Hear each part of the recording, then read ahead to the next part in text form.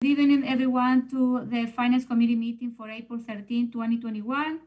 So the first thing in our agenda is call to order to this meeting and approval of the minutes for the March 23rd, 2021 Finance Committee meeting. Do I have a motion? Motion to move.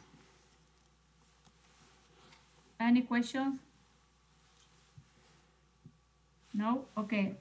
All those in favor of approving the minutes say aye. Aye. Aye. Nays, the motion carries. Next is we have public appearances for non-agenda items. Do we have anyone? We do not, either online or in the chambers. Okay, thank you. So next we move to the next item is the finance director report. So Misty. Yes, so we do have a new hire. So his name is Robert. He's doing fantastic. As you probably noticed from all of the different bills that are hitting the agenda this time, as my team is finally starting to dig out a bit, which is good. We are still behind on the treasurer's reports. Those are on me. So my hope is to get those for the next meeting. The thing that might stop that though is CIP has started. So we start the meetings with the mayor already next week for the CIP. And then once the new council is established, I will send out that schedule again to make sure people remember what meetings are coming up for that process. And then the only other thing to report on is the American Rescue Plan funding. So that's that stimulus federal funding that we're expecting to get. Just wanted to share with the committee that I am staying on top of that. Right now, it's very limited guidance as far as what the strings are that are attached to it. We're expecting guidance from the White House in May, hopefully. But even once we have that guidance, my suggestion would be that we kind of take it slow so that we can make sure that we're being very strategic with our money. There's a lot of different funding sources available through the rescue plan, but then also through the transportation bill that's being discussed. And I think there's value in figuring out what all of those programs do and make sure that we're not duplicating things and that we're using our resources to the best. So we don't have to spend the money until the end of 2024. So my recommendation would be to take kind of a slow and strategic public process, but not jump the gun too much at this point. So we haven't talked about it much, and that's intentional. So I just wanted to let you know that I am kind of keeping up on that, and we'll be having future meetings to talk about how to best use that money later. That is all I have. Any question for Misty? No? Okay, thank you, Misty. So next we move to the review of bills. So the first batch is the detailed review of all checks for $10,000 and above, dated March 16 to March 31st, totaling $2,510,839.57. Any question? So what I want to mention as to Misty is because you will see that all the pay-go payments to the tax incremental district. So the different project that they're using TIF. So any question, any concern, Misty, with this one? They're all. For the most part, they were as scheduled and as documented on the payment schedule. The one exception would be the, well, two exceptions, I guess. So one is the Benjamin building. There wasn't enough increment generated from that project to make the full payment. So you'll see that the second trying to reduce it to the amount of funding that we had. And then the other unusual item is the processing facility for Promega in TID 4. We paid off that TID bond with this last payment. We technically had enough increment to pay it off last year, but with COVID and just all the uncertainty, I elected to hold off a year to make sure that we had cash to meet our needs. Everything is going well, so we paid that off early this year, just now, which ultimately saves us interest in the TID and allows us to close it a little bit earlier. Okay. One question. Gabriela. I think Randy was first. Oh yeah, I didn't see it. Oh, Randy now? Oh, I can see Randy now. Okay, Randy, do you want to? Okay. I just wanted to confirm that I heard that correctly. Misty, that particular TID is closed then, since we paid it off? I mean, that's the process? Not exactly. So the TID as a whole isn't closed. That particular development agreement has been paid off and is finalized. I But there's understand. other costs, I guess, still coming from the TID. So the TID 4 as a whole has not closed yet. Got it. Thank you. Gabriela. Just so for people watching, I just want to make sure that there's clarity that the PAYGO payment, we're not paying the corporations in that way. It's a reimbursement. Is that correct? Yes. So at the time of the development agreement, we come to an agreement about how much incentive we will provide either to offset certain building costs or for public improvements like roads and things like that that they put in. And then it's a pay as you go. That's what PAYGO stands for. So then as the tax increment is generated, the property taxes that additional value pays in, as that's generated, we use that to reimburse them for those costs as required under that development agreement. And that format reduces some of the risk to the city versus the other way where we pay up front to the corporations. Exactly. So the PAYGO system, it actually costs us a little bit more money because we do have to pay interest on it, but it significantly reduces the risk rather than, for example, we put in a piece of infrastructure and then if we put in a road and then the development doesn't happen, the city still has to pay that cost, even if we don't have that tax increment to pay us back for it. Where under this model, yes, we pay interest, it costs us a little bit more, but we only pay them for money that comes in through property taxes. Great. And then I have a second question, if that's okay. Yes.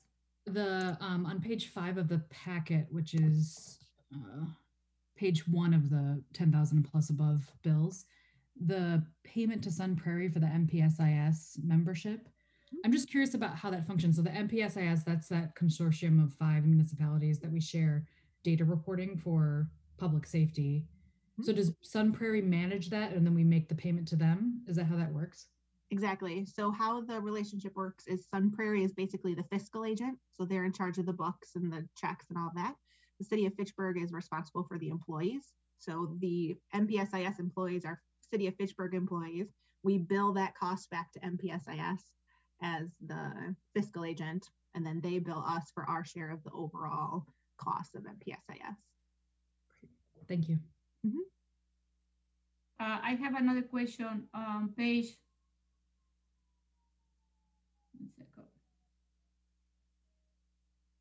On page 7 in the package is a inspection, construction inspection fee for KLA engineer. From which project is that for $38,000? That is Fish Hatchery Road. Oh, okay. Okay. So how we are paying them for the inspection of Fish Hatchery Road? We are paying them like quarterly, annually, because they are going to be, for the next year, for 2021. Yeah. So we have a contract with them for the entire period of time, and they bill us monthly for monthly hours that they use. Okay. Any other question? Okay, so next we move to the next batch is the detailed review of all check issue, check number 121960-122021, dated March 16 to March 31st, 2021, totaling $2,578,830 with 36 cents. You all have a question? No? Okay. So next we move to the detailed review of ACH payments for $10,000 and above, dated March 1st to March 31st, totaling $693,836 with 73 cents. Any question? No? It's all the employee retirement. And how often do we play this retirement? Like quarterly? Monthly. Monthly, okay. Any question? No? Okay. So next we move to the next batch is the detailed review of all ACH payments March 1st to March 31st, totaling $718,269 with 40 cents. Any question? No? Okay. So next we move to the Next batch is a detailed review of all Picard transactions for $10,000 and above for the cycle ending January 6, 2021, totaling $34,432 with 4 cents. Any question? No? Okay. And next we move to the next batch is the detailed review of all Picard transactions for $10,000 and above for the cycle ending February 8th, 2021, total 0. Is that correct? Yeah, so we didn't want to just not include an agenda item out of fear that people would think we missed it. So Okay, okay. We'll have it on there and acknowledge there were 0. Okay. So next is the detailed review of all Picard transactions for $10,000 and above for the cycle ending March 8, 2021, totaling $147,781 with 99 cents. Any questions? I want to see where we are here. And next is the review of Picard transaction for the cycle ending January 6, 2021. I think we did it. Isn't it? We did 10,000 and above before. Now we're on. Oh, this is okay. We're on 8. Review of Picard transaction for the cycle ending January 6, 2021, totaling $187,657 with 30 cents. Any question? No? Okay. Next, review of Picard transaction for the cycle ending February 8th, 2021, with a total of $147,885 with 77 cents. Okay. And the last one is a review of Picard transaction for the cycle ending March 8th, 2021, totaling $271,999 with 55 cents. Any questions? No? None? Okay. So now we move to the action items. And then the first thing is we are going to have an update about road construction. Bill.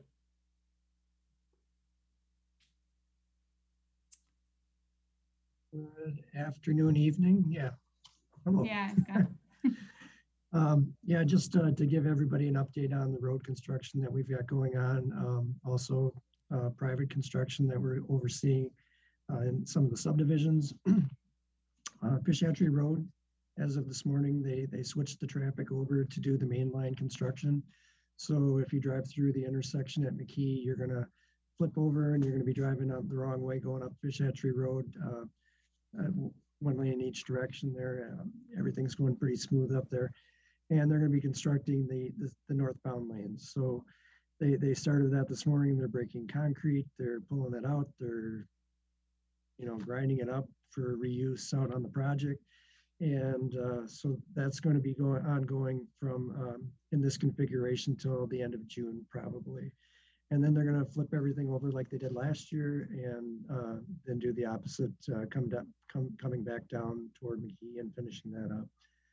So if you're traveling through the area, just expect a little more time because it is down to one lane in each direction, and be careful of the workers that are in the area. So that project is started off and we're on our way. Over on West Clayton Road, we started the construction of the new water main that we're installing there to be served out to the Terra Vesta neighborhood. They've started on West Clayton.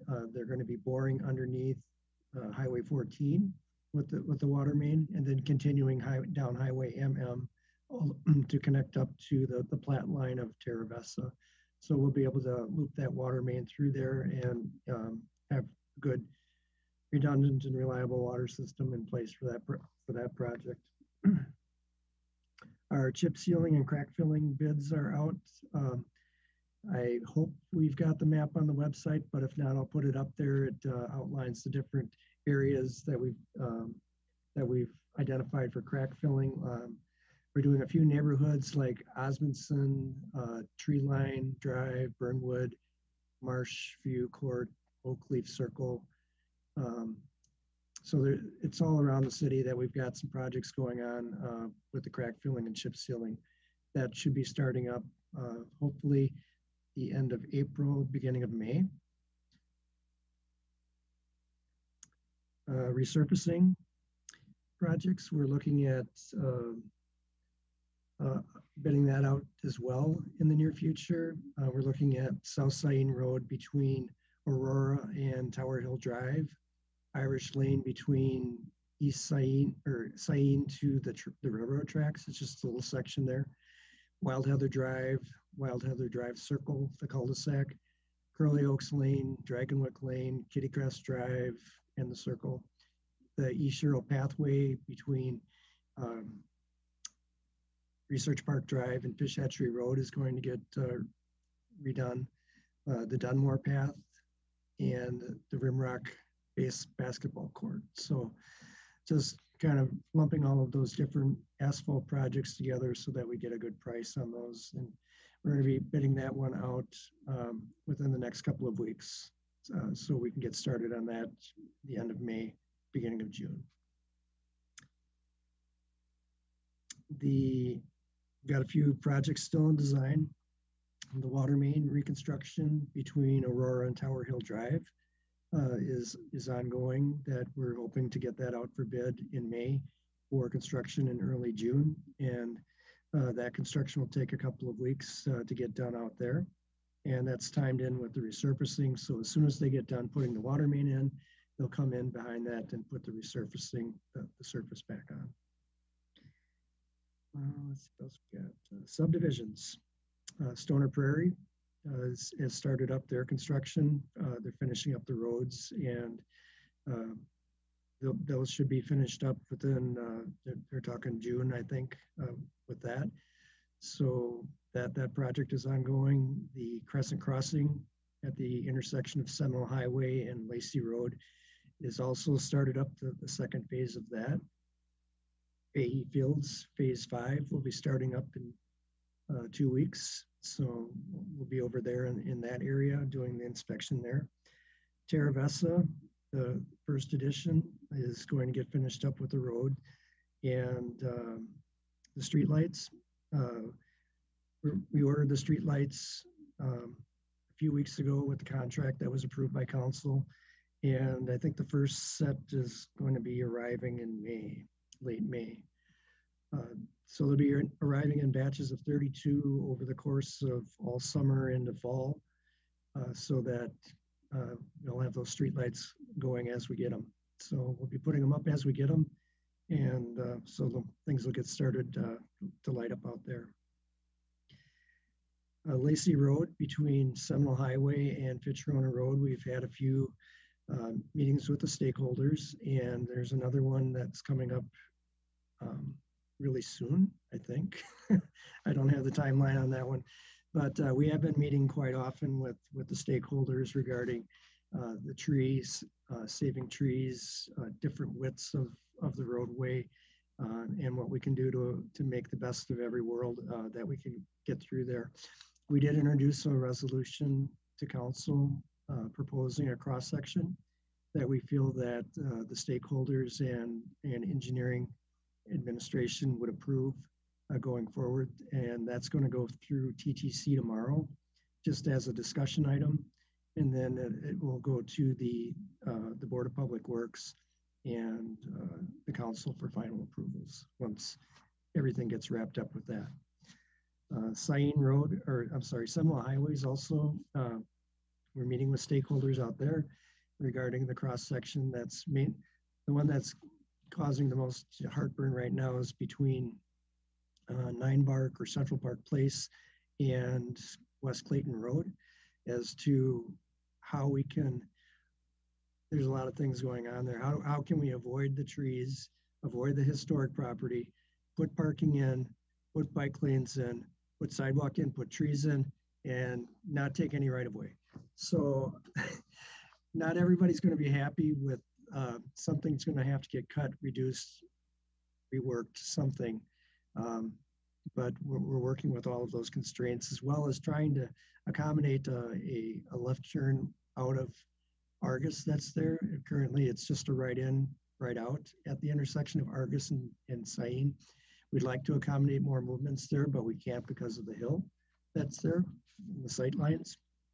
So if we can reduce that sight line distance or increase that, I should say, then we might be able to get some movements there. So that's the other constraint that we're kind of working with in that area is vertically, horizontally, trees, historic, is a lot going on. So we have been having a few meetings with property owners up there, trying to see what we can put in and come up with a solution that best fits the needs of most, but not all. So we got that going on too.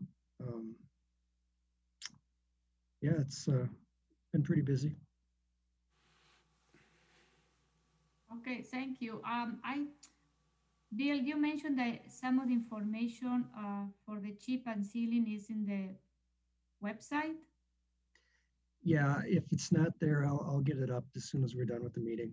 Okay. And the other thing I noticed, because I was walking the neighborhood in the last couple of months, and I noticed that Forest Down is in pretty bad shape, some areas. I don't know if you have noticed that. It's between Wilshire and Ivanhoe's Circle. The condition is very bad. I don't know if you have received any complaint from neighbors. I haven't, but I was walking there, and after the snow melt, you can see that it's bad, you know? Yeah, I did drive through there yesterday actually and noticed the same thing. So we'll get that on our list of projects. Yeah, I don't know if it's for this year or next year, but because I noticed it's pretty bad. It's like potholes and it's getting bad.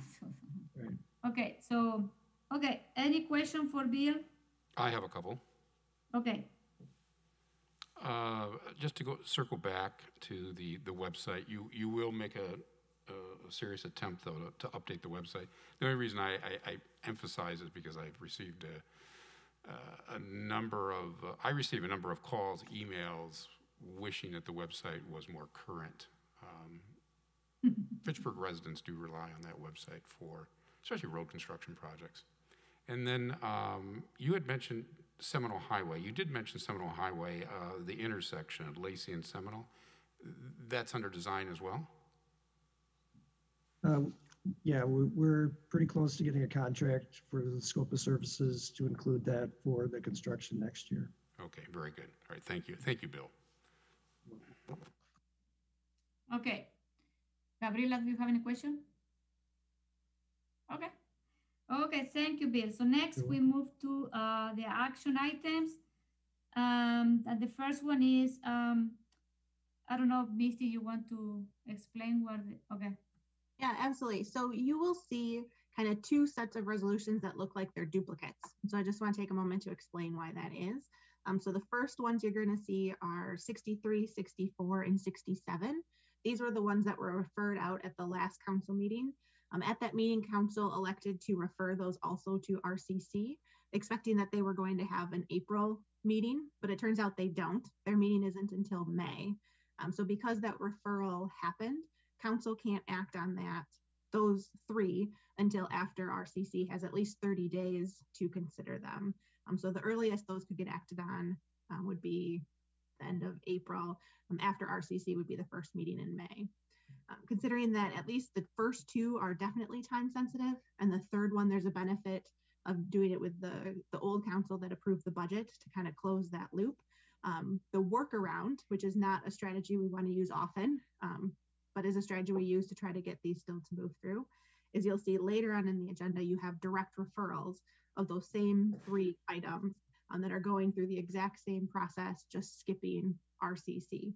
So my recommendation for this body would be that you take the same action on both sets of the resolutions. And then when it goes to council, council can choose for each one if they want to approve the direct referral tonight and then postpone indefinitely when it comes back at the end of May, or in the first meeting in May when RCC looks at it, to get those done now. Or council could choose to either turn down or postpone indefinitely the one tonight, the direct referral, and then wait until it comes back after RCC reviews it to take action at that point. So to give council that flexibility on, I guess, determining whether or not RCC input is critical before it's voted on, I would suggest that you guys take the same action on both sets. And I did talk to the alder that recommended the changed RCC, and everybody understands that this wasn't to circumvent their wishes to not go to RCC. It's just a procedural issue that we ran into. I have a question, Misty. Are this resolution time sensitive? Yep, so 63 and 64 are the landscaping for the median, which, as I'm sure you've noticed, grass is starting to go already with all the rain that we're having. So if we wait in another meeting for that to happen, and then especially if we wait until May for those contracts to get approved, it's going to get pretty mangly out there, I guess, for lack of a better phrase. And then the stormwater one, the effective date is later, but I thought it was important to at least let the council that passed the budget, which is driving that rate increase, also approve the rate increase, since it is connected and related to each other. So that one's not necessarily time sensitive from a rate increase perspective, but from an old council versus new council perspective. Okay. So we need to proceed like regular with this one. Okay. Yep. And for both sets, so we don't necessarily need to have the same discussion again when we get to the direct referrals, but I'd take a vote on that still. So at this point, Julia, we do not have a motion. I'm gonna call in. So I need a motion to approve resolution R-63-21, a resolution approving the 2021-2023 median mowing contract. I move to approve. Do you need a second? No. No, I don't believe so. Okay. Misty, who's gonna, Scott here?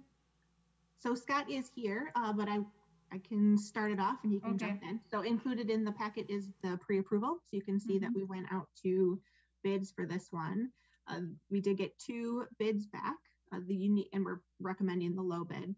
The biggest change is that in the past we had done 1-year contracts, where now we're proposing a 3-year contract to try to get some consistency between the vendors. Hopefully save a little bit money if they know that there's going to be that promise for future services. So that was that. And Scott, do you have anything else to? Nope. I think that sounds good. Unless there's questions, of course. Yeah, I have a question. Is I am looking at the package and I can see the difference between the 2 quotes. You know what I mean? It's almost the double. And then, when we discuss the other one, I have another one. But so that one was my one question. Why? You know what I mean? Like.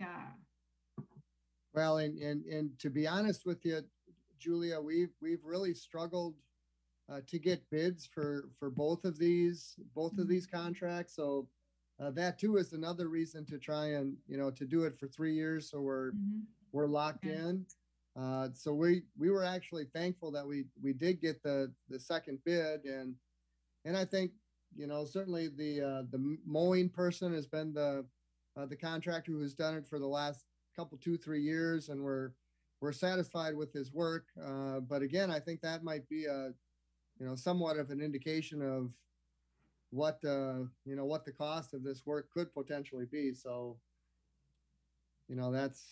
we were thankful to get the 2, but certainly Jay and his crew has been doing the work for the last couple 2-3 years. Okay. Any other question? Gabriela. I have a few things. So in terms of, is this the yearly cost for this year? Because we're doing a 3-year contract, is it significantly lower than what was specifically budgeted for this?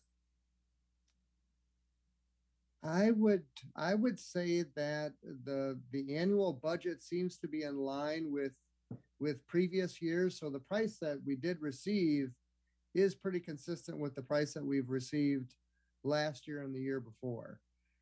I think, with the cost of fuel and those kinds of things, I think as Misty indicated, the idea that it is a 3-year contract, I think that gave some stability to the price of the contract. But the contract price is pretty similar to what it's been the last couple of years. So the 3-year contract is more about potentially locking in a price for 2022 and 2023 rather than saving money this year.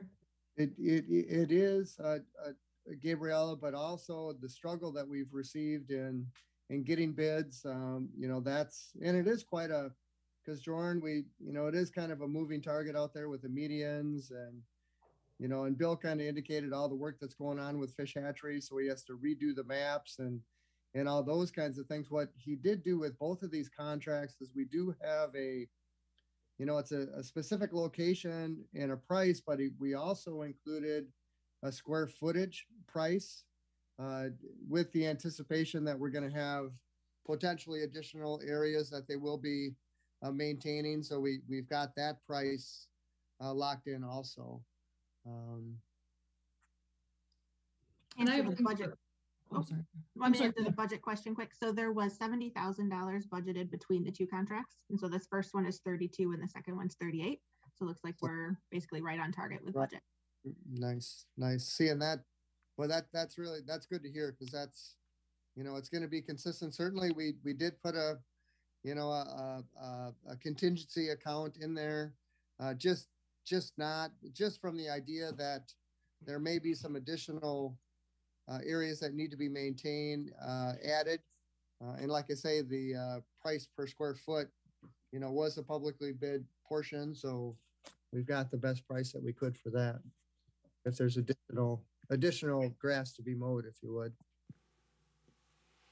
I have a question. I do have another thing, but I can let my other people go first. Can you raise your hands or direct your question to the chair? Sorry. No, because Randy, I cannot see you from my screen. So do you have a question? I do. Okay. Back to the bid process. Scott, you mentioned there were 2 that placed a bid for this type of work. That's and it just seems like a low bid. I know you touched upon it a little bit earlier in your earlier statement, but why are there only 2? Is there something that we're not looking at, or is our expectation too high or too low? Yeah, I can't answer that, Randy. I know what we do is we actually put together, I think it's 10 or 11 actual requests for bid, and I mail those out. And those are contractors that are in the area that have bid in the past, along with publicly bidding it and the State Journal and things like that. I really can't answer that. I don't know. I will tell you though, that with the median mowing, the price that we receive is really good. When we had received prices in the past from like Barnes and those types of companies, they were in that higher range. And I think it might've been a case of, they might not be able to compete with the current vendor. I guess that might be an explanation, but I really don't know what their thought process is. Okay. All right. Thank you.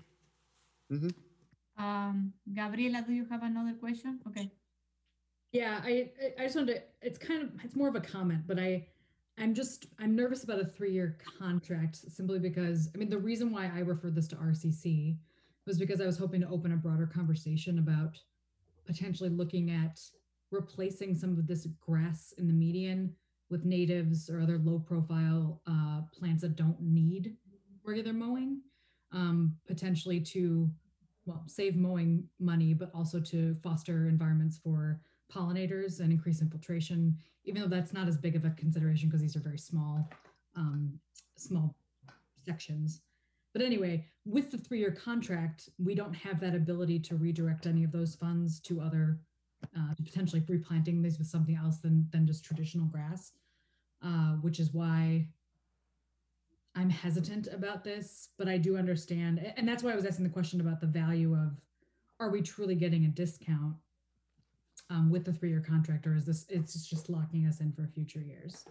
So anyway, I understand that the need to do that this year and maybe even potentially in future years, but I do worry about locking us into a contract where we can't make changes come budget time to potentially go in a different direction with these medians.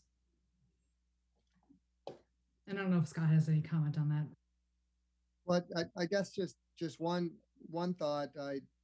certainly I in agreement that the environmental benefits of pollinators and those kinds of things would be a benefit. I just don't know, certainly there is a cost in transitioning from turf to prairies and those types of landscapes. Along with there is, a cost to maintain those. So to do, to answer your question, whether it'd be less expensive to do it one way or the other, that would be difficult. We'd have to take some time to take a look at it. Certainly at the end of the day, it would be more beneficial environmentally. That's for sure. I guess. And I think too that we certainly have the flexibility within the contract if the city decides that they want to turn one of the grass areas into landscape. Certainly the contractor wouldn't be paid for mowing something that's not grass. So I think there is some flexibility in there that we could work with the contractor. And at the end of the day, it may end up being a wash. Like I say, there'll be additional space added and then maybe other space taken away. So it is a pretty flexible workable document. So I think we could work on that and I certainly would be interested in that conversation. I think it's a great idea. Okay. Any other question? Okay, so all of in favor of resolution R-63-21 say aye. Aye. Nays. The motion is approved. So next, I need a motion to approve resolution R-64-21, a resolution approving the 2021-2023 medium landscape maintenance contract. Motion to approve. Okay, thank you. So who's gonna speak about this one? This one is about landscape. I can do the same kickoff if that's okay, Chair. Mm-hmm. So pre-approval is included in the package. We did only get one bidder, but they checked with me as acting administrator. We elected to open it because it's pretty common that we would just get one bidder for this particular contract. And back to Randy's question, I mean, I'm not exactly sure why we're only getting one, but we are properly notifying people. Scott's going out of his way to notify potential vendors. So we felt that it was okay to open just the single bidder. And then that price is comparable to prior years. So we feel comfortable recommending that we enter into this contract, even though it was just a single bidder. Okay. I was surprised to see that Johnson was another bidder in the previous resolution with a higher bid, and then it's coming, why didn't take the other one, What is the difference? Well, I think, the mowing person is not a landscape person, I guess. Okay. Is the easiest explanation I can. He mows grass. He doesn't, deadhead flowers. Mm-hmm. Any other question? Oh, Gabriela. One comment about the contract itself. There's a stipulation on page 110 of the packet, page 13 of the section, number 1 about the spring cleanup. And there's a direction to apply herbicide after mulching. And I guess I had asked Scott before, but I'm curious what we're using and if the timing of that is something that can be potentially reconsidered in the context of protecting pollinators. I'm trying to find some information about best practice for when we should do that. If we have to apply herbicide, when we can do that to avoid potentially killing pollinators that are still hibernating underground. So I was wondering if you could comment on that, Scott, and I certainly will bring it up when this goes to RCC, even though we're obviously going to be in the contract, but hopefully we could maybe make adjustments to the contract if needed. Certainly that's a great point, Gabriella, and I don't know the details of the herbicide that we are applying. I do know that we apply preen or ask them to apply preen in the which is a granule weed weed deterrent or reduction when they do the mulching. But certainly if we don't want to harm the hibernating bees or whatever it might be. So if we do determine that that's not a good practice, we will certainly, adjust that contract accordingly. So Gabriela, so where did you see it? Is in page 111? I'm sorry, it's 110 of the packet, page 13 of the section. It is basically the scope of work. Oh, okay, yeah. Under number one, the last bullet is about herbicide application. The snapshot 2.5 TJ, that one? Yes. Yes. So we don't know what is inside that one. I'll do some more research and I'll certainly bring this up at ours. For anyone in the public that's watching, I'm going to bring this up at the May 10th RCC meeting, and hopefully we might have some more information at that time. Okay, any other question? Okay, so all those in favor of resolution R-64-21 say aye. Aye. Aye. Nays. The motion is approved. So next, I need a motion to approve resolution R-66-21, approval of the 2021 spring tree planting plan. I move to approve. Okay. This is our annual spring tree planting plan. We have a total of 125 trees, and it includes development, it includes parks, it includes terraces. We did receive 6 bids actually for this work, and they were the top 3 were very competitive, and they have been contractors that we've worked with throughout the years, and the contractor that we are recommending actually was the tree planter last year, and we're satisfied with their work. So I move approval, that's for sure. So I have a question. I can't move approval. I guess I'd recommend approval. I have a question. Does this batch of tree include the tree for the Seminole Pond? Not that I'm aware of, Julia. Okay, no, because no. we need some tree. This is what I said. Where do you have a map where you're gonna plant this tree? I do. Julia, I could get that to you. Yes, I would like to see that map. Sure. So my question is also for Bill that is here, because regarding our issue that we have with the Seminole Pond, tree, I don't know if we are gonna use some of those trees here in this batch to plant or replant in the Seminole Pond. Now, the contract that we have for the McKee Road reconstruction has about $80,000 of funding that's not used there. So we would be planting the trees and re-landscaping with that remaining funding. Okay. Thank you. Okay, any other question? I have a question, or it's more of a comment. I too would like to see the map of where the trees are. So they're going to be planted. So if you could forward that on to me as well, Scott, or all of us probably would be interested. Yep, I'll send it. I'll send it off to the mayor and the council, all members. My question is, I was surprised as the tree committee didn't have quorum. Correct. The park commission did view it and they approved it. But yeah, the tree advisory committee didn't have a quorum. I suspect I don't want to speak for them, but pretty solid plan, pretty solid bids. So I think we're all good. Okay, so all those in favor of resolution R-66-21 say aye. Aye. Aye. Nays. The motion is approved.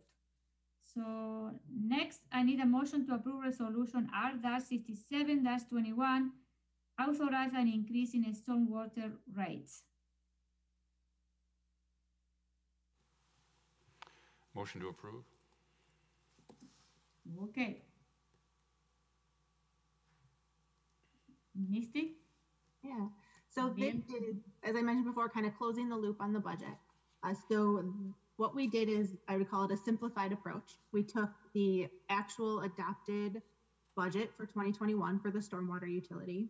We did update the depreciation amount now that audit is completed to be an actual number, and that actually is a bit higher than what was in the 2021 budget, but know that we need to recover that cost as well. And then we simply looked at the current rates, how much revenue that would generate as opposed to those planned expenses, and there was a gap. And then to fill that gap, we just took an across the board percent rate increase that would be needed in order to meet the budget. And that amount turned out to be 38%. It is kind of high. At budget time, I thought it would be in the 20 to 25% range, just based on the deficit that we were showing in that fund. But that depreciation piece in particular kicked it up to the 38%. A couple of things I'd like to point out. One is that this really only addresses the 2021 operating budget. It does not address the large capital projects that we know are coming based on the CIP that's out there right now.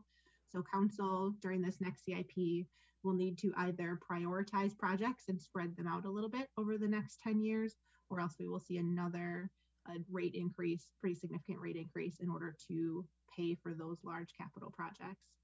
And then I also had my team look at what our comparable cities charge for stormwater.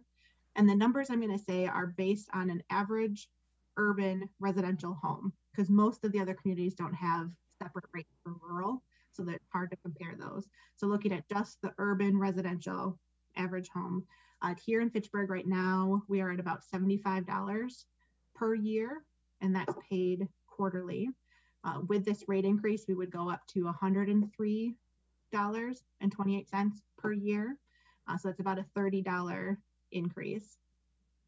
But if you compare to our other peers, so Monona is currently at $100, Middleton is at $180, some Prairie is at $140, and then Verona is at $66. So even after this pretty significant rate increase, we would be comparable to what the other municipalities are in our area.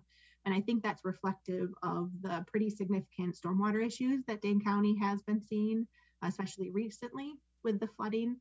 And here in Fitchburg, as I know you're aware, we have a lot of different flooding projects that we're trying to address. And so in order to meet the budget, the rates need to be increased. Okay, so I'm gonna go with the first question.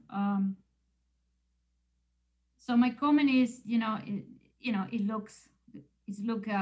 it's a big increase, 38%, but I understand the reason why we need to do it.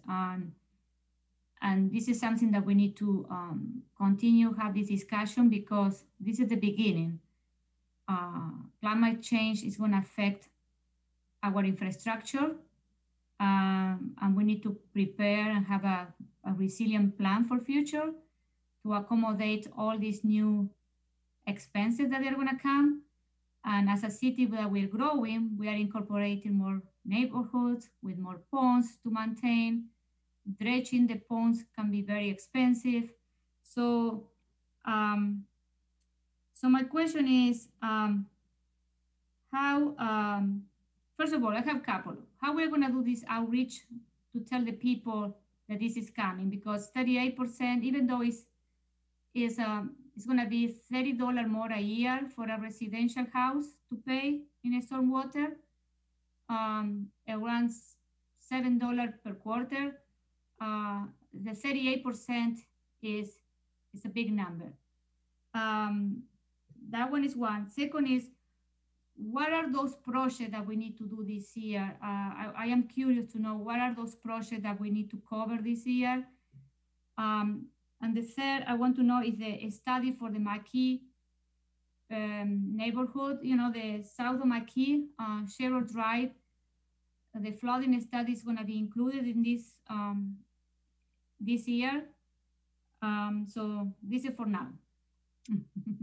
So I'll take them one at a time. So outreach plan, So we will do our traditional outreach, which would include on the next bill, so the bill that people get in July, which is before these new rates, or wouldn't include these new rates. We will include the standard language that just says that a rate increase is coming and direct people to the website to let them know that it's there.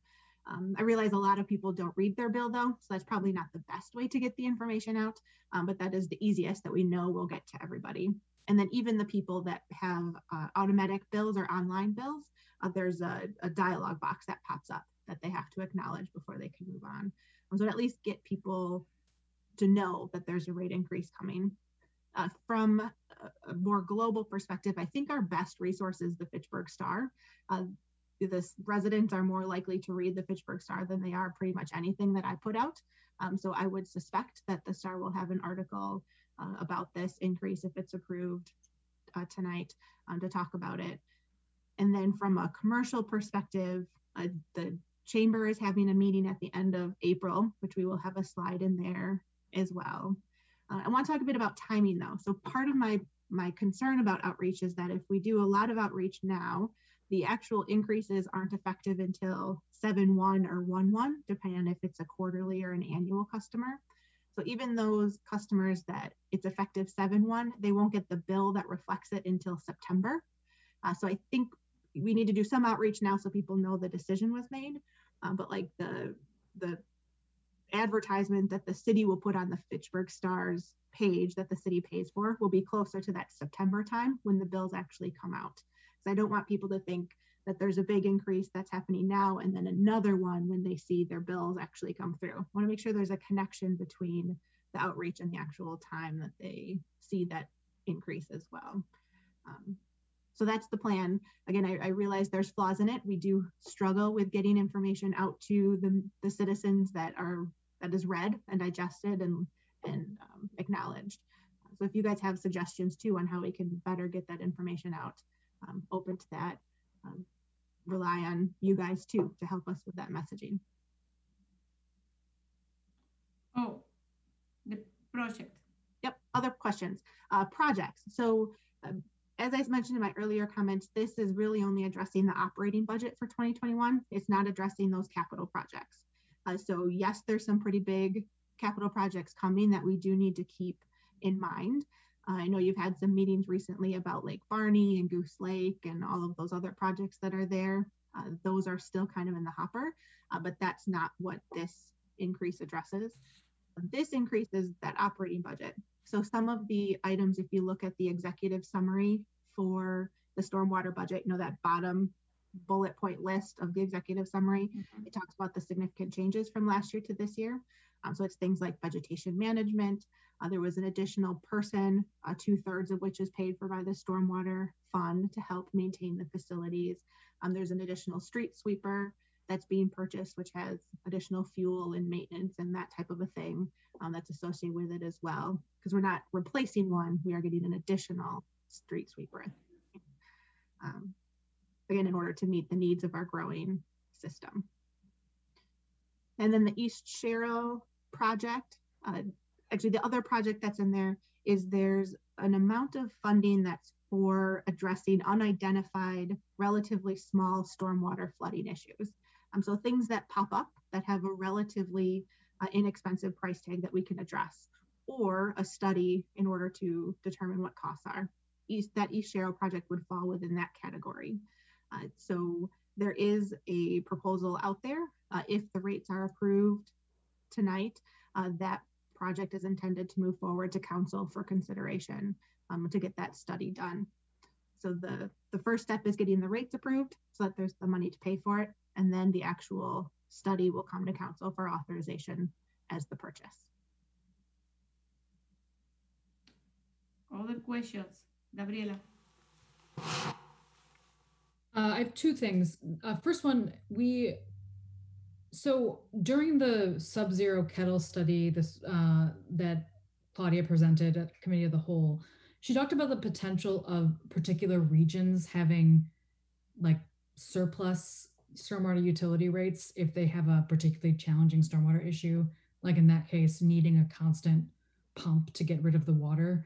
Is that something that we don't currently do that anywhere in the city? Is that correct? Correct. And if I may, I would caution you against going down that path. There's been questions asked from different residents about, do we set up a separate district for those areas? And we wouldn't do that. We have one utility district. It would be an option to set up a separate category for rates that would only be charged to specific properties. The reason why I caution you against that is that's really only effective if there's a project that is significantly different in scope and cost compared to other projects throughout the city. So while that project does really only serve a particular portion of the city, there's projects just like that in other areas of the city.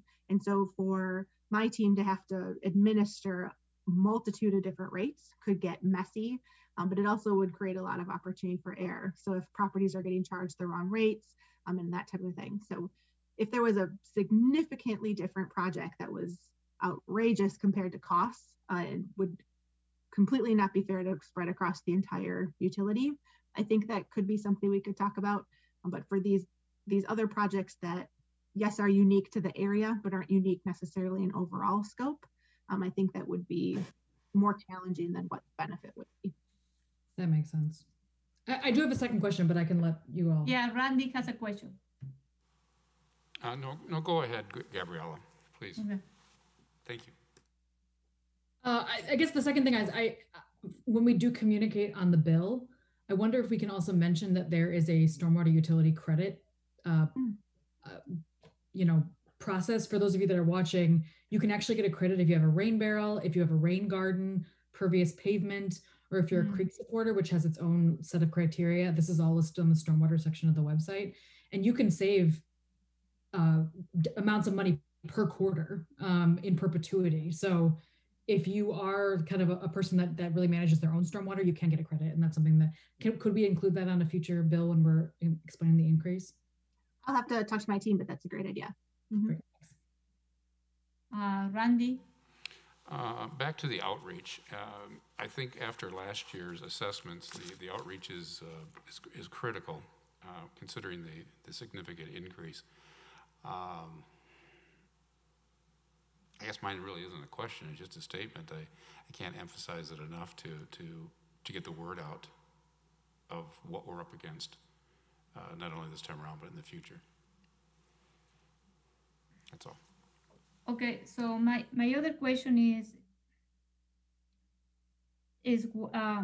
because, we, as an elder, people are gonna call us and say, why the 38? And I want to feel comfortable explaining them why we are doing this. So can you explain why we couldn't do this at budget time, and we have to do it now, Misty, because people are gonna say, why you didn't address this increase during your budget?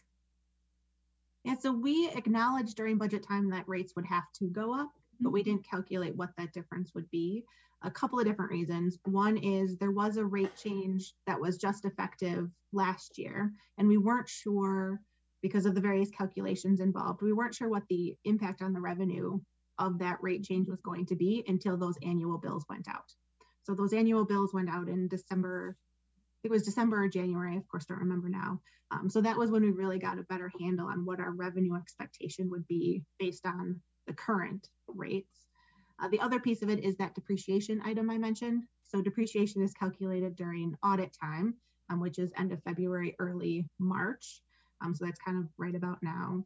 And then just from a timing perspective, that kind of hits now because it was such a significant increase. I think there is value, you guys are bringing up, doing this more in line with the budget. It might not be the exact increase that we would need it to be, but I think going forward, because we have this template set up for this kind of simplified process that we're doing, I think we could start doing that so that it's approved closer to budget time going forward. Again, it won't be perfect, but it'll at least be closer. And then from a cash perspective, that would be actually really helpful because 2021 is still going to be short for revenue because these rates aren't effective until July 1st or the 1st of the year. So we're going to have a deficit still in 2021, but we didn't want to recommend an excessively high rate to account for that timing difference.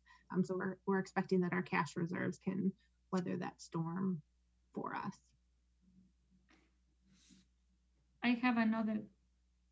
So according to the numbers here is the gap that we are short this year is around $440,000, something like that. Yep, 443 almost. Okay.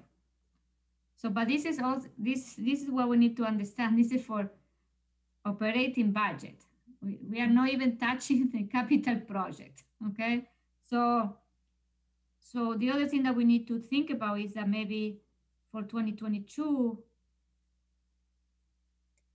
I agree that we are, compared to the other peer municipality, we are like ranking low. Maybe we need to create like a plan or program and say how we can, because we are going to be short again next year in 2022, so how we can put together a plan with a, and progress, with a progressive increase every year, you know what I mean? Like, so eventually we are going to reach a point where we feel comfortable and, I don't know, where I think we can be even breaking even, you know what I mean? For a year, close, but, because this is something that we need to remember, that maybe we need another increase of this magnitude in 2022, so, and I think that a lot of people that they are watching us now, they are in fixed income. When we say 38% increase is a huge increase, even though, like money-wise, it's only $30 a year for residential houses. But we need to understand that also we are affecting rural property and businesses too. And that one is my other question, I know that the increase is going to be 38% everyone, even businesses. Correct. So this, I call it a simplified approach rather than doing the full rate study like we did last time, was just an across the board increase that we would need to break even. So yes, commercial properties are also affected and are affected on a larger dollar amount basis than what your residential properties would be. Okay.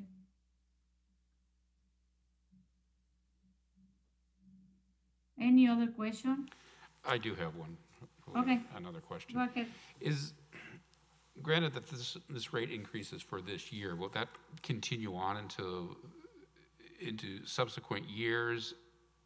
And each year we will do an additional analysis as if we have to do another increase upon this increase? I mean, is that the structure that I'm looking at? Exactly. So on the assumption that budgets tend to go up and very infrequently go down, yes, these rates would be in place and would likely increase going forward as well, hopefully not to this magnitude if the budget projects can be prioritized. Okay.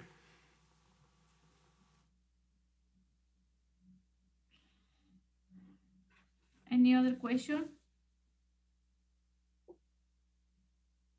No?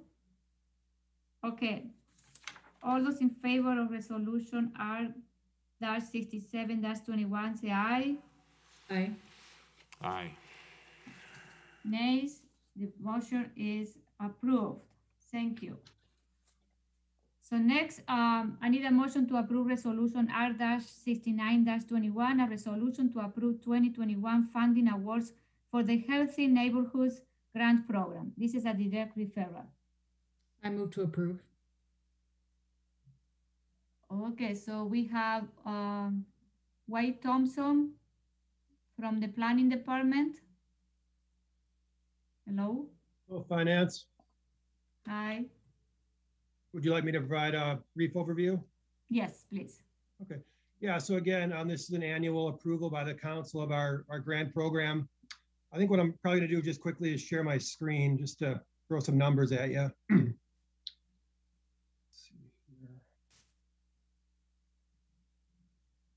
So hopefully folks can see a PowerPoint. So yeah, we received 13 total applications this year, about $173,000 in requested funding. 9,000 of that was basically a repeat app from 2020, which we funded. So basically a lot of demand. Our supply was $63,000 this year.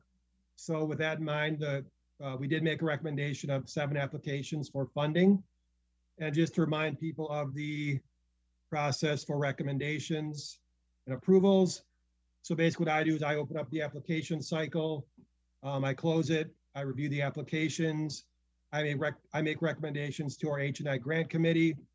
The grant committee meets, they review my recommendations, and they make their own recommendations. And then those are presented to finance and council tonight. And then council will make their final funding awards. I do want to be clear that staff and committee agreed on recommendations 100%. And those recommendations are as follows. So again, $63,000 this year. Whoops. 7 applications recommended for funding. First one being Badger Prairie Needs Network. This is a food security, food pantry group. We funded them multiple years, a really reputable organization. Big Brothers Big Sisters. I'm sure folks are generally familiar with that group. We've funded them in the past as well. They focus on youth mentoring. Boys and Girls Club. We're also making a award recommendation to them for $7,500 to do some, again, food security type work. Dear Diary is actually a new group to us. They also focus on youth mentoring. So we're making a recommendation of $11,500 for that group. Latino Academy of Workforce Development, they're obviously a workforce development group focused on minorities. We funded them in the past as well, a really good group. So we're making a recommendation of 10 grand to them. Little John's, which is actually, folks may have heard of them. It's kind of a new model of a restaurant. It's basically a nonprofit model, kind of a pay-as-you-go restaurant where folks can come in, get really high quality food and basically pay what they can for the meal, or if they can't pay, that's an option too. So we're making a recommendation to fund that group as well. They're looking at actually partnering with Boys and Girls Club, again, to help deliver some food to our priority neighborhoods. And then the last group is 1,000 Friends of Wisconsin. This is an environmentally focused group. They've actually done quite a bit of work the past few years in our kind of North Fishhatchee Road neighborhood near Leopold School. So this would be a project to really enhance kind of the schoolyard up there, the community garden, and then also distribute garden produce to families in need as well. So I think a really kind of diverse awardee recommendation group, some repeat partners, some new partners. And overall, again, I think a really good batch of recommendations. So with that, I can certainly take any questions or comments the committee might have.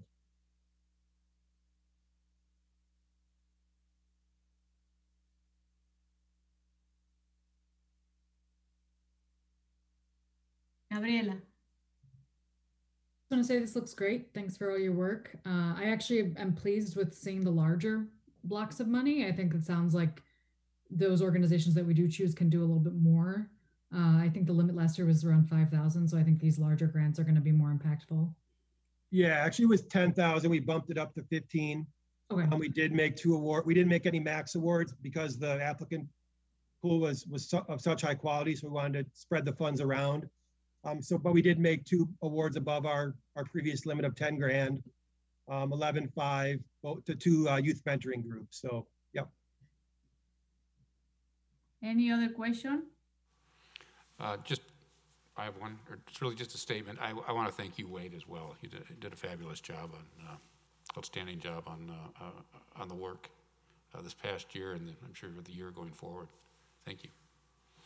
Thank you. Yeah, so I want to say thank you, Wade. I am part of the Healthy Neighborhood Initiative Committee, and I know the amount of hours that you put here, and this is great because the Healthy Neighborhood Initiative program now is like the poster child for the city, and we the organization that we are partnered are doing great, and we are planning to bring them in the future to one of the committee of the whole so they can provide some information to the council. So Yep, we did that Okay. last year, and then we do annual reports every year with the H&I committee to report back on the grant project. So we'll do that in probably June or July of this year for 2020. Okay, so are you ready? So all those in favor of resolution R-69-21, say aye. Aye. Aye. Nays, the motion carries. Thank you. So next, I need a motion to approve resolution R-74-21, a resolution amending the contract terms related to the engineering services for Cyan Road reconstruction. Motion to approve. Okay, so you're gonna speak, Misty or Bill? Bill? Do this one. Oh no, Bill, go ahead. Yeah, I can take this one. This is an amendment to the agreement for Cyan Road where we're asking for, the consultant was asking for the terms to be amended regarding the indemnification and the insurance requirements. And we just reviewed the contracts generally for design, and our insurance requirements were quite high as compared to other communities. So we were just bringing those in line with what the other communities are putting in their contracts for design services. And we're also asking that, the committee approve these changes. The city attorneys reviewed it, our insurance carriers have reviewed the changes, and they approved the agreement. Question, Gabriela? The one thing I noticed was on page 305 of the packet, page 7 of this section, under section 310, hold harmless and indemnification. I thought it was interesting that the change in wording used the word negligent. So it sounds like if there are errors or omissions in the contract that aren't negligent, the company won't be held liable. Maybe I'm misunderstanding the contract. I mean, I do trust that the fact that the insurance reviewed it and said it was fine, but that seemed to be like a pretty significant change in the spirit of the paragraph. Can someone comment on that? That's a city attorney question. It's in the definitions of negligent, and I wasn't really involved with that. So my question is, what we are changing here, some of the language, we are not changing the amount, isn't it? Correct. It's just changing the language of indemnification and the insurance requirements. The core of the contract remains the same. Okay. Got a question as well. Okay, go ahead, Randy. Bill, this agreement that we're revising, is this also going forward with any other type of agreements that we have with engineering services, or is it just this particular project, and is it this particular engineering firm? It was this firm, and we are still sticking with our general requirements that we have approved for the city. Okay, I'm just curious as to why this particular one would change and others wouldn't be impacted. So I don't know if you know the answer to that or not. The firm had indicated that the insurance requirements were high, and that they would have to take out an additional rider policy for this. It was just a cost they didn't assume in their agreement. Okay, but would that not also be applicable to other projects going forward? That those projects would be high as well? I'm assuming we use somewhat of a standard template when we enter into an agreement. So, is that rate based on, I don't know, footage of road or improvement, something like that?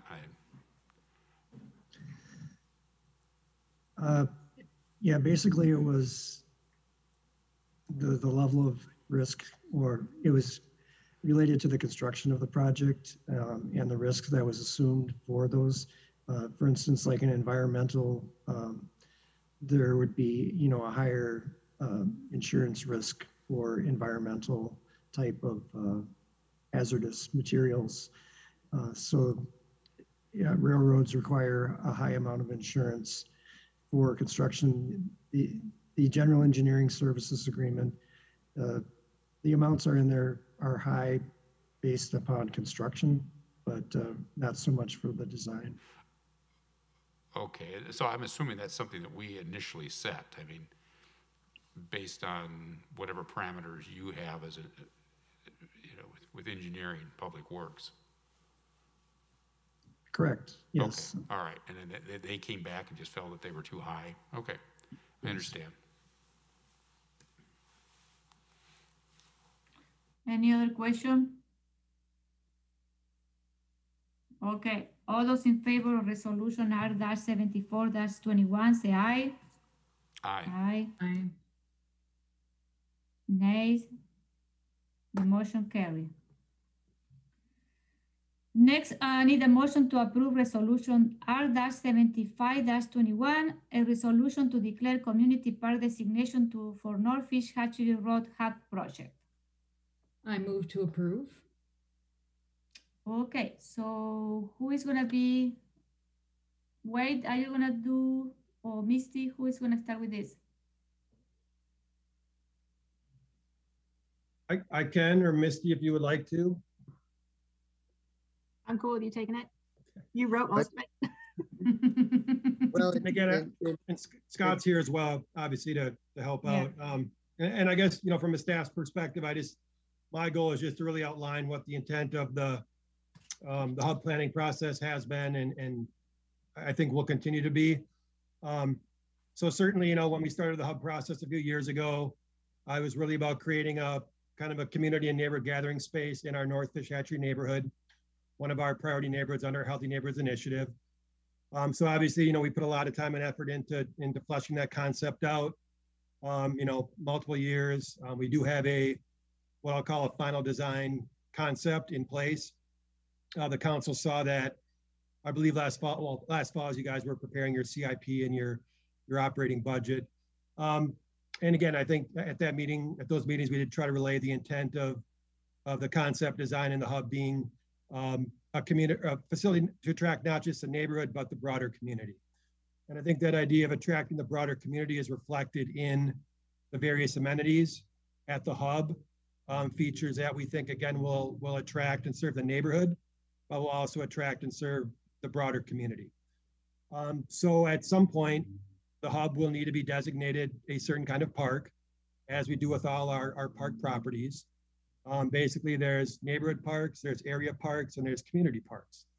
And generally speaking, those parks are designated based on the facilities that they have, you know, whether or not they serve neighborhood areas or communities, and also some acreage parameters. So those acreage parameters and those facility parameters are both in our Parks and Open Space Plan. I do want to point out those parameters are qualified as desirable facilities, and acreages are not required. To my knowledge, we have nothing in city ordinance or other policy that dictates with rigidity what a neighborhood area or community park shall be. So with all that being said, with the intent of the hub planning process, you know, again, staff is here to, you know, obviously answer questions about the resolution.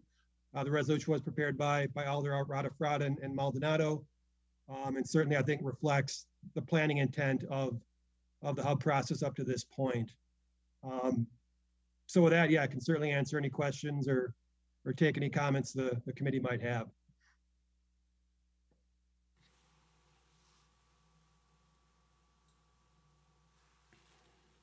Any questions? Yes, I do have a question, Julia. Yes, go ahead. Or maybe several. There's no question this is a great project, and it's needed for the area. And I think shortly after I was elected and joined the council, I sat down with you, Wade, and we went over the hub, and I was very impressed with what you had at that point in time. And then when this came before council, Julia, you had reached out to me looking for support. And we had extensive conversation, and you know, as me, I'm always concerned about finances. And at that time, I specifically asked, as far as phase one, was there sufficient funding for what you wanted to do? And based on what was presented, and you said yes. And I said at the same time, I said I wasn't sure about phase two because I'd like to see the dollars. I got the impression that that could be all cared for under the neighborhood classification, and now we're here sitting and we're changing it to a community. And my concern is where does it stop as far as a community park? And what happens to those funds with a community park? I fully understand the dollars that are associated, but what happens when we have X number of community parks above and beyond what we ever established, and those funds? I would think each of the other parks those funds would be very diluted. I guess I'll go back to my initial question. What changed from neighborhood to why you want it to be a community park at this point in time? Do you want to answer, Wade? And then Yeah. Again, from a staff's perspective, the planning intent was always to create I'll call it a community facility, i.e. a community park. That's the short and simple of it. That was the intent. I guess that's all I can say. Okay, the other thing, Randy, is that there are not too many community parks that we have in the city of Fitchburg. We have McGaw, McKee, and 9 Spring Golf. So in order to use those, some of those in lieu of fee, the park dedication fee, they go to a specific bucket of money, of fund, that there are a lot of restrictions on how to use it on those community park. So Mistin can explain better that, but the specific is that if we want to use some of those funds in a community park, it has to be for amenities. There are new amenities that they don't exist in other parks. And also they're gonna attract people from every part of the city. And the idea with this community park, this hub, is gonna be a community park because it's gonna have components or elements in the design that they're gonna attract people, not only people that they live in the surrounding community or neighborhood, but they're gonna bring people from the whole city to that part. So, and we also need to think about where this community park is located. Is located in the North Fitchburg corridor, where the city has a vision for that corridor to attract more development and more projects, that eventually, you know, if we have the designation of a community park, future funds coming from those future projects can also, you know, contribute to new amenities in this community park. But there is a lot of restriction on how to use those fees, and there are not too many community parks. So I don't know, Misty, did I miss something? I'd love to clarify something real quick. So the park fees that we're talking about, the underlying requirement is that those park fees have to go towards a park that is used the same people that paid those fees. So just having this community park designation isn't what allows us to use those park fees. It's the fact that whatever subdivision or new development it is that paid in those fees would actually use this facility. So to kind of go off what you said, Julia, too, if we do get additional development, residential development in the corridor, that money could likely go to the hub because that would be the park that those residents would use. And that, again, is irregardless of whether or not this is considered a community park or not.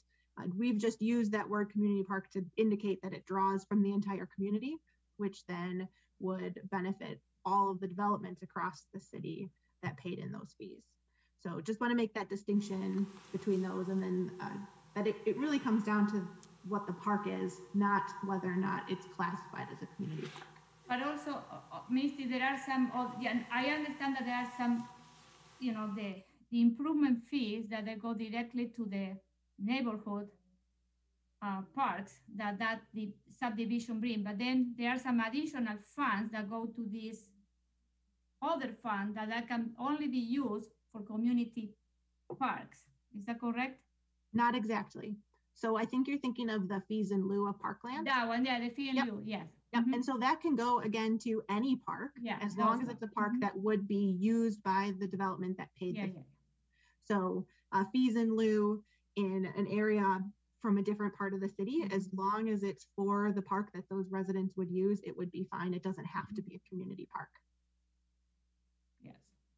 Okay. And the other thing that we are trying to do, Randy, is if we designate this a community park, we can use some of those fees that Misty mentioned, but also decrease the amount of money that we will need to borrow to build the hub too. As we mentioned in the capital improvement plan night when we approved this, and if you look at the CIP amendment that I wrote, some of the funding for this park is going to come for several sources. One is going to be, park fee. I call it park fee, but grants and also debt. So, and the idea is to have like a balance of these, the three sources, funding sources, but we don't want to put too much pressure and say 80% of the project is going to be built by debt, Okay, Gabriela. One thing I like about this is, in some ways, it's somewhat symbolic in that I'd like that we're declaring this a community park because it's signaling to the city that this is a park for everyone. It's not just for the neighborhood. Obviously, the neighborhood needs a park, but this is supposed to be a place where everyone in Fitchburg is welcome and can come. And I think in a way, it also kind of makes Nine Springs a true community park, because Nine Springs really isn't very welcoming to everybody if you don't play golf. But this being part of the Nine Springs area this will be a place that everyone can truly use versus people that just people that play golf. So I think symbolically, this is a really great resolution. So I'm in support of it. Any other question, comment? No? Okay. Yeah, I can just bring up one other thing. I think we did go to the Park Commission with this as well. And I think, they understood the intent of the resolution. And one thing they brought up is, moving forward, it might make sense for the city to think about developing a more strategic approach to designate parks, neighborhood area and community. And I think from a planning perspective, that's a great idea. And, we'll see where that goes, but I think that's certainly a step in the right direction.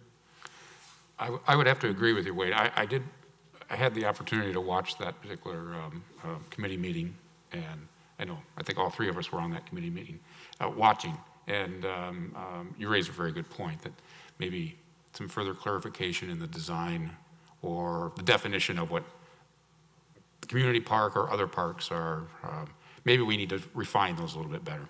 Yeah, and to that point, Randy, I think even without having that process in place, that's what I do as a planner. I look at criteria, I look at geography, and we look at planning goals and intent, and then we move towards that end. So even though the city doesn't have that process in place yet, certainly from a planning perspective, we use some of those ideas as we, move towards a hub end goal.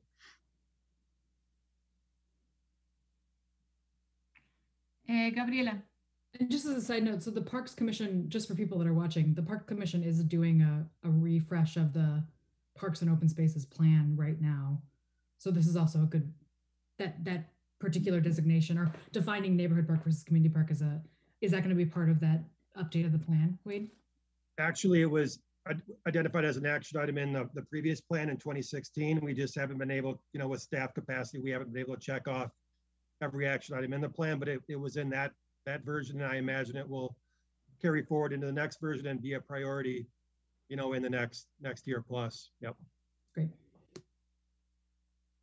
Okay, any other comment? Question? Okay. All those in favor of resolution R-75-21, say aye. Aye. Aye. Aye. Okay, the motion is approved. So next, I need a motion also. Okay, so now we have the three ones, the duplicate coming back. So we need to, okay. Yes, I you need should a- still take action, and I would encourage you to take the same action so that council has the Yeah. flexibility. Okay. I need a motion to approve resolution R-77-21, a resolution approving the 21-23 median mowing contract. Motion to approve. Any question? We already discussed this in detail. So all those in favor say aye. Aye. Aye. Aye. Nays, the motion is approved. The resolution, I'm sorry. Next, I need a motion to approve resolution R-78-21, approving a resolution approving the 21-23 median landscape maintenance contract. I move to approve. We already discussed this. So all those in favor say aye. Aye. Aye. Aye. The resolution is approved. Next, I need a motion to approve resolution R-79-21, authorize an increase in stormwater rates. Motion to approve. Okay, so we already discussed. So all those in favor of the resolution R-79-21 say aye. Aye. Aye. Aye. Nay, the motion is approved. So next, I need a resolution to approve, a motion to approve resolution R-80-21 is approving the first amendment to agreement for subdivision improvements in the plat of Crescent Crossing. It's a direct referral. I move to approve. Okay, so Bill, This is an amendment to the subdivision improvement agreement for Crescent Crossing that's located at the intersection of Seminole Highway and Lacey Road. We have an upcoming project at that intersection for intersection improvements, which would incorporate some of the area that the subdivision improvement agreement is also overlapping with. The agreement states that in order for the property or the developers to allow occupancy on the property, that all of the improvements need to be completed for the subdivision, which would include sidewalk along Seminole Highway. There is the risk that during design of the intersection improvements that the developer's sidewalk that they installed might not be exactly where it needs to be as far as elevation of height or the location, depending on what the improvements are. So the developers asked that as part of this amendment to provide the city with an escrow for the amount of the sidewalk that would be constructed for their development and allow the city to assess or invoice the developer for any costs above and beyond extraordinary for the installation of the sidewalk when the city completes the intersection improvements. There's also a change in the agreement where we are asking the timing of the private utilities to go in prior to the installation of the base course. And what that will allow us to do, and the developer and private utilities, is to not redisturb area after construction is completed. Typically what will happen is the utilities will come in, they'll put down some conduit under the road, then they'll leave, then they'll come back after the developer is finished grading the entire site, and then they'll come back in and they'll rip up everything that the contractor, or not everything, the area that the utilities need to go in for that the contractor just put in. So by changing this, the phasing of the construction, we allow the utilities to go in, get in there, do it one time. We allow the developer and their contractors to finish up everything one time, and we don't have to keep chasing the rabbit down the hole. So those are the two major requests that we have in this agreement for the amendment, and here to answer any questions you have. Okay, thank you, Bill. Do we have to pay any additional, the city, for these changes, or the developer is in charge of all the expenses here? The developer's in charge of the expenses. Okay. They're providing the city with the escrow so that we can use that when we do the intersection improvements. And if there's a difference between the two, we can bill invoice the developer for that. Okay. Any question? Randy, you have a question I have in the chat. I don't know how you have me in chat. I don't know. No chat. So I'm not sure. Okay. Yeah. No question. All those in favor of resolution R-80-21 say aye. Aye. Aye. Nay. The resolution is approved. So next, I need a motion to approve resolution R-81-21, approving agreement with R.A. Smith for construction-related services for Crescent Crossing.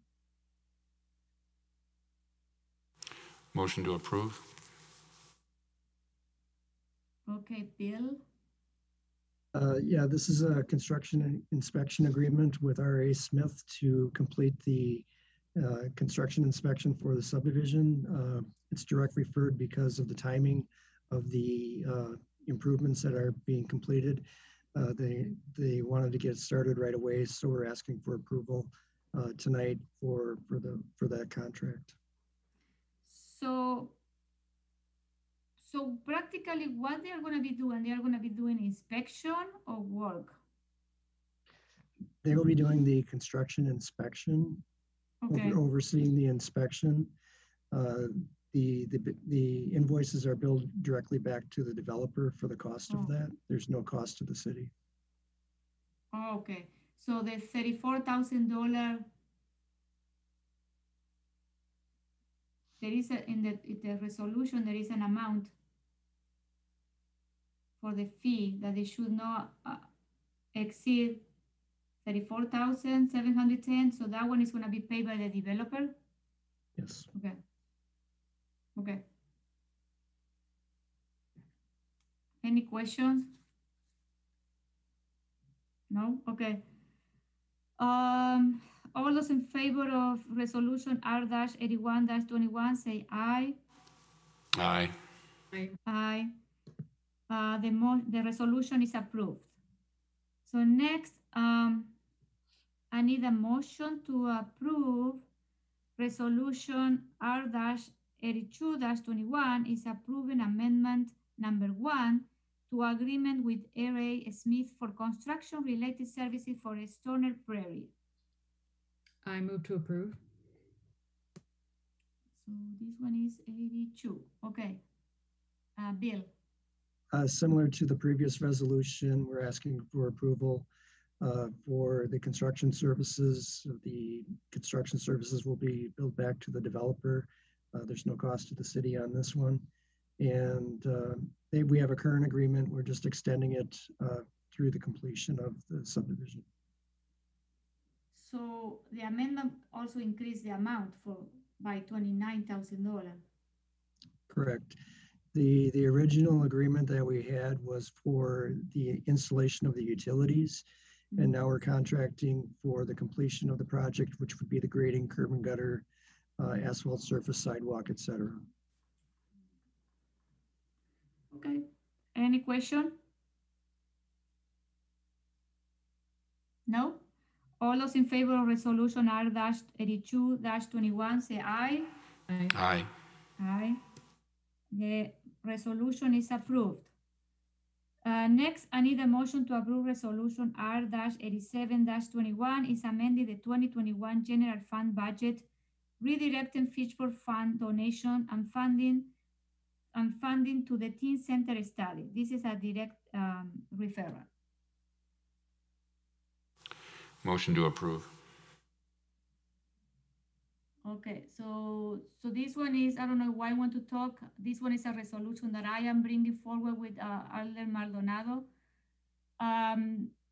So the idea is that the Fitchburg fund was a fund that a partnership that the city established with United Way of Dane County, maybe like a year and a half ago. So it was like a matching program that the city put 11,000 or 15,000, and the United Way were supposed to match that amount with their donors. But the amount that they collected were only $3,000, but the city already reallocated in the 2020 budget or 2019, I don't remember. Yeah, the Fitchburg Fund, additional money to the Healthy Neighborhood Initiative for this fund. And then, the Healthy Neighborhood Initiative Committee, in our last meeting or a couple of meetings, we discussed to determine how we can invest those funds.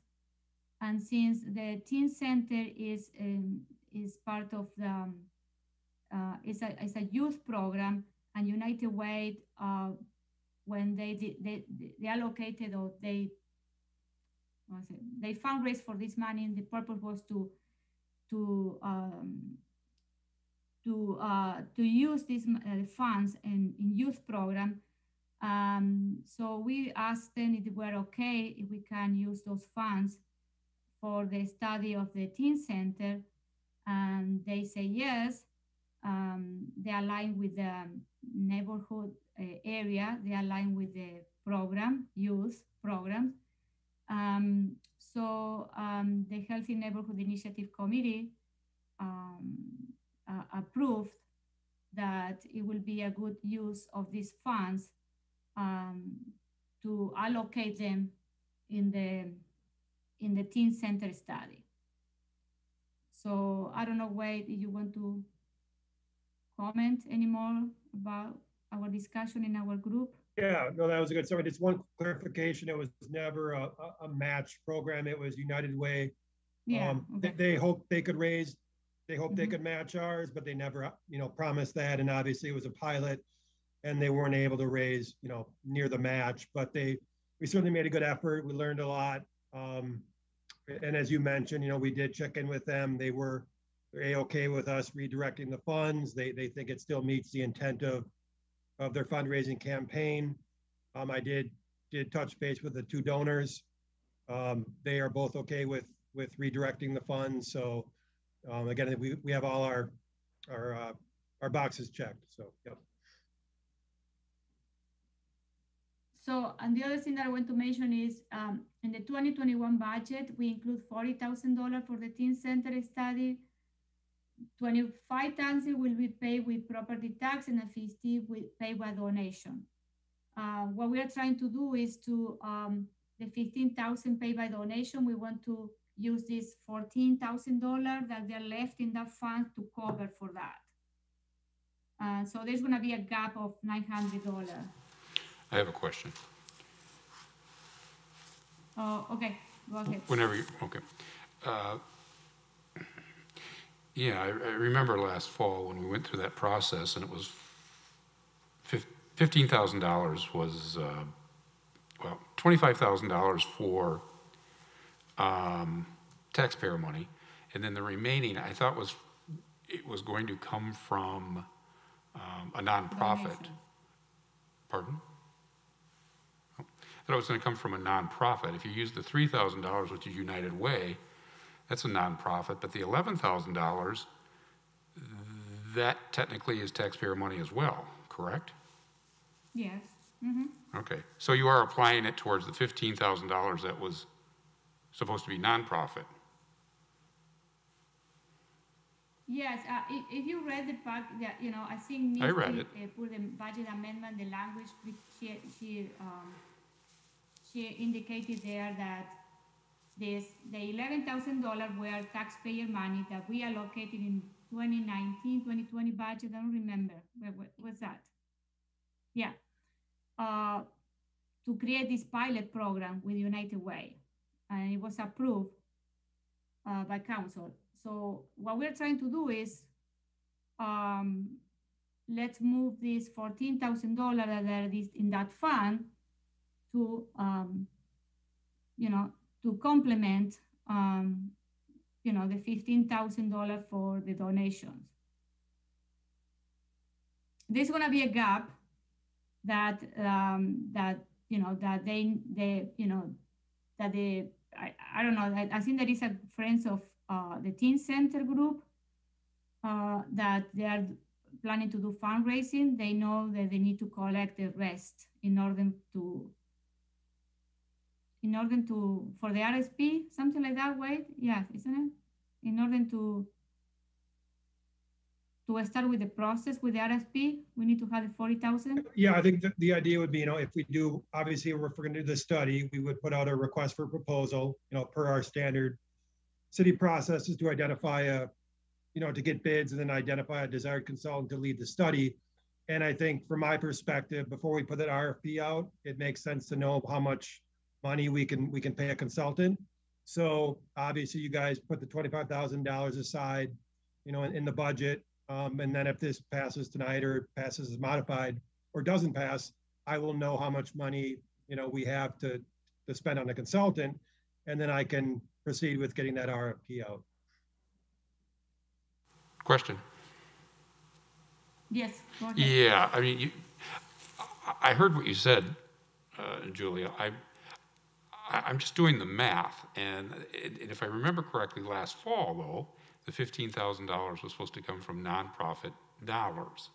Now, the $11,000 is not, that's still taxpayer dollar. The $3,000 is nonprofit. So what you're doing is you're actually amending what we spoke to last fall, and the $15,000 will not be nonprofit, only the $3,000 and whatever the remaining difference is of $970. And then I also remember something where Alder Melodano had also made a commitment of his yearly salary. Now, I understand there's some mechanisms in order to make that contribution, but I do remember him stepping up and asking or stating that he would make that contribution. So I don't know where that went either. I'm just kind of curious as to where some of this, how some of this has changed from last year to this year. I don't know if you have any answers to those questions. We discussed it in the Healthy Neighborhood Initiative that how we can, how we can allocate those funds that they are unapplied. We decided that it could be one good use. It could be in this teen center study because aligned with the program from the area and also, the intention of the initially allocation of those funds. It was related to youth program. So that one was the discussion that we have in the Healthy Neighborhood Initiative, and this is what the committee recommend to bring this forward. I think we discussed this in our January meeting, or I don't remember. And then, yeah, so we decided to proceed with this. And Julie, I can clarify some of those numbers Randy is talking about. So yeah, Randy, basically the money was all put into one lump sum into our H&I grant program pot last year. And initially the goal was to use 15 or 13 grand as a city match or a city pot. And then United Way's goal was to try to match that. Again, there was no guarantee they could match that, but that was the goal. As things have shaken out with the grant program, we now have 11,000 remaining to use for the Fitchburg Fund, and United Way only raised $3,000. So our, I guess our pot is smaller than we thought it was going to be, a year ago. Does that clarify? There's no question about it. I understand the math. What I'm just stating is last fall, the $15,000 was supposed to be obtained from nonprofit dollars, not taxpayer dollars, because the $25,000 was already taxpayer dollars. And this is a great program. There's no question about it. And I've had conversations with Alder Melodano about it. I'm just trying to understand, and I shouldn't say understand, let me back up. I want to clarify where the money is coming from. I am going to approve this, but I fully understand that the dollars that's being provided from H&I is taxpayer dollars. That was not The original intent was, in the agreement we came to last fall, just so the taxpayers of Fitchburg understand that we made a commitment to them of $15,000 was going to come from a nonprofit mechanism. But now we're amending that, and we will use taxpayer dollars. The only nonprofit dollars will be the $3,000, and whatever you come up with, the remaining dollars, 970, if my math is correct on that. So. Yeah, so I want to say is the 15,000 were private donation. Private donation could be not-for-profit money or private donors too. So this is what we discussed in the fall. I apologize, Gabriela, Randy. you have I a misunderstood your question. I apologize. Yeah. Yes, Randy, all the money that fund the Healthy Neighborhood Initiative are taxpayer money. Gabriela. Yeah, I guess I just wanted to clarify that in terms of my understanding from the budget process last year was that the matching funds would be fundraised elsewhere outside of the budget process. I guess my impression was not that it would come from any one particular source, like a nonprofit or private, but that it would be fundraised elsewhere. And I personally believe that this application of the funds seems like a good fit. Actually, I remember hearing about this back in 2019 or early 2020, the Fitchburg Fund. So I'm happy to see that we have found a way to potentially use the money. Let me. But yeah. If I may. Yes, go ahead. Well, and I agree with you, with Gabriela. However, that kind of dispels that entire evening, because if that were the case, we would have taken care of all $40,000 if we could have with taxpayer dollars. Granted, we didn't have that kind of bucket, but anyway, let me just move this forward. It is a great program. You were creative in where you obtained the funding, and let's move forward with the analysis as quickly as possible. Because I've expressed to Joe that he needs a business plan, and the closest of a business plan that we're going to get is an analysis or study. So I'm in agreement. I'm just curious as to where the remaining dollars will come from. I want to speak because I know that Alder Maldonado is working very hard on this teen center. He put together a group of people that call themselves the Friends of the Teen Center, and they are organizing to work on fundraising and writing grants for the teens. So, and the group of people that they are working on this initiative, I will call it initiative because it's an initiative now, is a very diverse group with different background and experience. So I think it's good that that I agree with you, Randy, that we need to move forward with the analysis to determine what is the idea of this project and how to make it happen. So any other question? No? Okay. All those in favor of resolution R-87-21 say aye. Aye. Aye. The nays, the resolution is approved. So the last one, it was tabled in Public Works. Correct. And Isn't it? staff would recommend that you postpone it again. So I need a motion to postpone resolution R-89-20. And Bill, should we just do it to the next meeting or longer than that if you're there? That would be in May, either the first or the second meeting in May. So we postpone it to the first or second meeting of May. So the first meeting would be May 11th. So May 11th. So I can make a motion. I move Okay. to postpone resolution R-89-20 to the May 11, 2021 council meeting and finance meeting.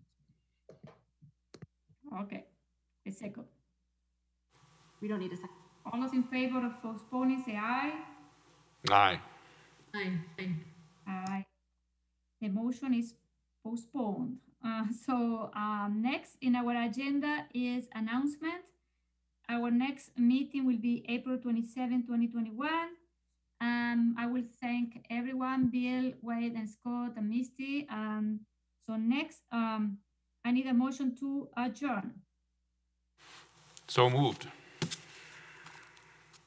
All those in favor that are adjourning the meeting at 6:54, say aye.